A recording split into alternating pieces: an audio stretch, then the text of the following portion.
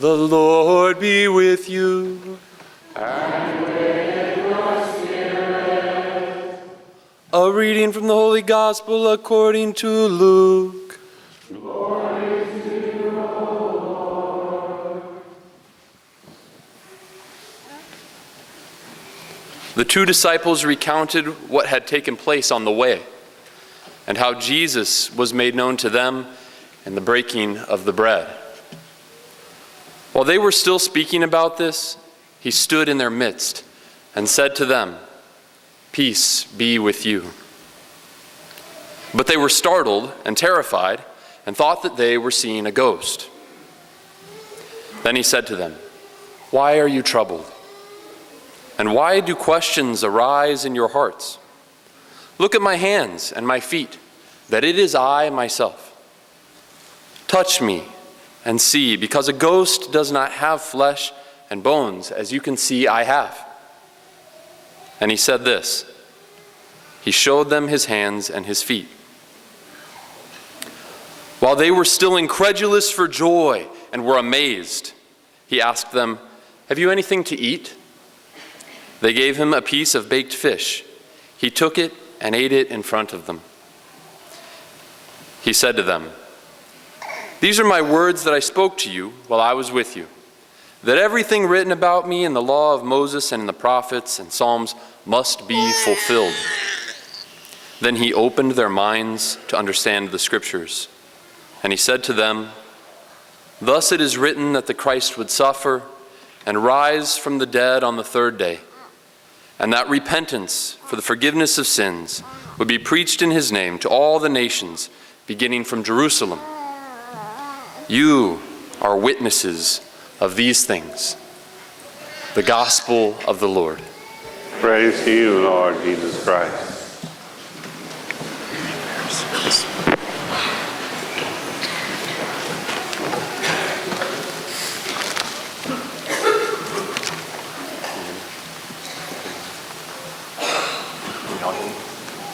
Anybody hear me? Am I on? You are witnesses of these things. We see today the disciples from the road to Emmaus, again for part 2. And they're recounting to the 11 apostles gathered in Jerusalem what had happened to them. So what were they recounting? What were they witnessing to the apostles? They had come to Jerusalem expecting to find the Messiah in glory, and what they found was a crucified Jesus. So they left from Jerusalem dejected and in despair without hope. And they met a man on the way who opened their minds to the Scriptures, and their hearts burned within them. And then, at the breaking of the bread, he reveals himself to them as the resurrected Jesus. Amazed, he vanishes, and they immediately return from Emmaus to Jerusalem. Their hearts were converted, which literally means to change directions, and they returned to where they had come from. That place of despair had become a place of hope, and they had to return and give witness to that place. So there they are in Jerusalem, and they have found the 11 apostles gathered together. Witnessing to them, Jesus appears in their midst. They saw him once on the way to Emmaus, and he witnessed to them. He opened their minds to the Scriptures. He told them who the Messiah really was and what he was really all about. When they go back to Jerusalem, and in the midst of their witness, Jesus appears again. Jesus appeared to them in the breaking of the bread that happens at the altar. It's important that we witness to the good news, to the good things that Jesus is doing in our lives. Because when we do that, he becomes present again in our midst. He says in the gospel, "Behold, that it is truly myself that you see. Touch my hands and my feet." So it's important for us, at the end of each Mass, as we're sent out, to go and witness to the good news. Rather than unfolding a whole theology of how to witness and trying to give you some sort of instruction manual, I'd rather just pay witness to the resurrection in my own life. Just this past Easter week, over the Triduum, I was here celebrating with you, and I found myself spiritually and interiorly in a place that was very difficult, very trying one for me. It was intense, and there was suffering, but I was close to Jesus in that. I felt it was very appropriate that in those days that he's suffering greatly. But it was hard. It was hard to stay in that place. I would have rather tried to leave that place, but I was called to stay there with him. And that led me to the most powerful encounter of the risen Christ that I have ever known. That Thursday evening and all day Friday and all day Saturday, very difficult time inside. Ordination coming, all of these things stirring in my heart. And I was standing right here at the Easter Vigil when Deacon Joe was proclaiming the gospel, thinking to myself, in a couple weeks I'm going to be right there. And from this ambo, he proclaimed these words from the Gospel of Matthew. The angel saying to the women who have come to see the empty tomb, "You seek the crucified Jesus. He is not here. Do not be afraid. Go and tell his brothers that he goes before them to Galilee, and they will see him there." Those words shot through my soul, bringing waves of grace and consolation. My prayer leading up to that had been, Lord, I know that at the end of time, that there's going to be a resurrection, we're going to rise from the dead. That's fantastic, I can't wait. But what I need is to see that the resurrection is real right here, right now, today, in my life.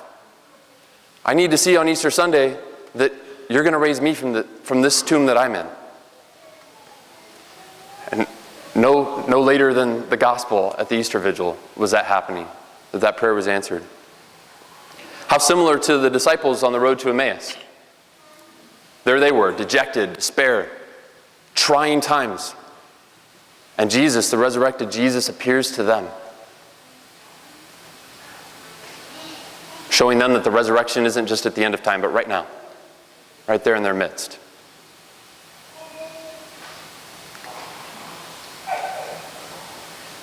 The resurrection became even more real for me yesterday. As I prostrated myself as a sign of my own death before the altar. To say, to the heck with the world and everything that it has to offer. I want what Jesus has to offer. I want to give my life to him. I want to forsake all else for his sake. To belong entirely and completely and fully to him. Consecrated to him, a life ordered towards the service of his gospel. And in that moment, there was a very real kind of dying. And the next movement was to be raised up and to be made a deacon.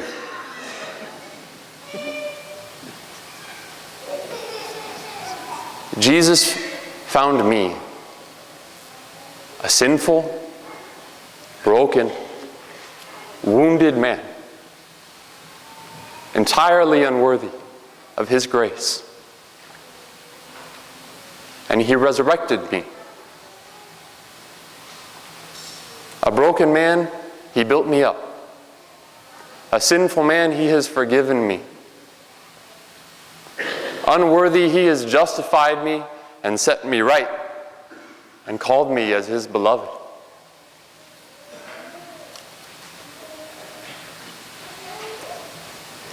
I am not a great man, but with Our Lady, with Mary, I can say, my soul proclaims the greatness of the Lord. My soul proclaims the greatness of the Lord. He has looked with favor on his lowly servant.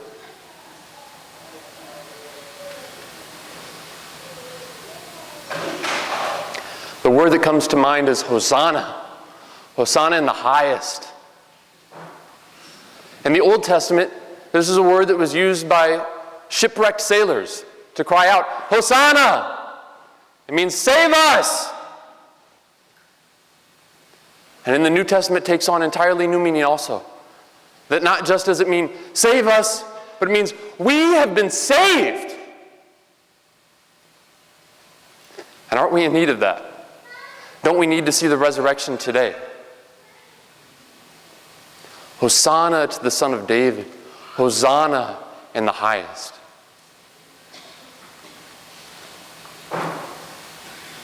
He has called me to serve here. To serve at this altar is the greatest privilege of my life. I believe in Jesus. I believe in His love and in His word. I believe in His mercy. I believe in His mission that He carries out in His church gathered here. I believe in the Eucharist that is made for us here. That love becomes flesh here and nourishes us and spurs us on to greatness. I believe that it is the source and the summit of our entire relationship with Him. That He calls us together here to Himself and tells us who we are and sends us out on mission to witness to what He has done for us. And so part of me laying down my life yesterday is just a simple way to be able to say thank you to the risen Christ.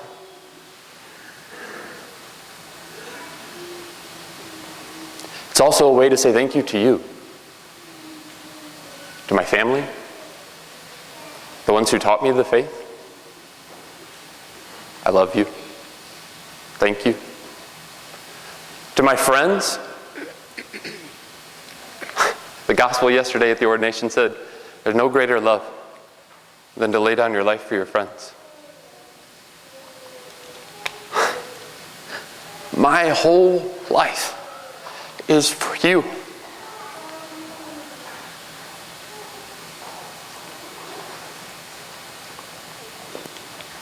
And to this parish family, thank you for having given me this new life, for supporting me in this very grace-filled and very difficult journey that is 7 years underway as far as seminary formation goes. One more to go. Keep dying to myself. Everybody needs a cross. And so my promise to you is that I will serve you. I will spend myself for you. I will give all of myself to you as best as I can. I will build up with you. I will tear down with you. I will suffer with you. I will rejoice with you. I will bleed with you. And the only thing that I would ask is that you would receive that with an open heart. And not with an expectation or a demand, but out of a broken man's heart who needs your help to do what I'm being called to do, to pray for me, to remind me of this day, to remind me of what I committed to yesterday, to hold me to my promise, because I am broken and I'm going to fail. And I don't want to, but I haven't stopped failing yet. So hold me accountable to this. And also, work with me. Work with us. Serve with us. Worship God with us. Open your hearts to Him with us. Suffer with us. Rejoice with us. Build up with us and tear down with us. And we will bring you renewal. We will bring you new life. We will be witnesses for you to this gospel, and Jesus will become real here and now, and He will be in our midst, and our hearts will burn within us, and He will open our minds to the Scriptures. And we will see Him face to face. If we do this together, then we're certain to see Him in our midst, to see the glory of the risen Christ.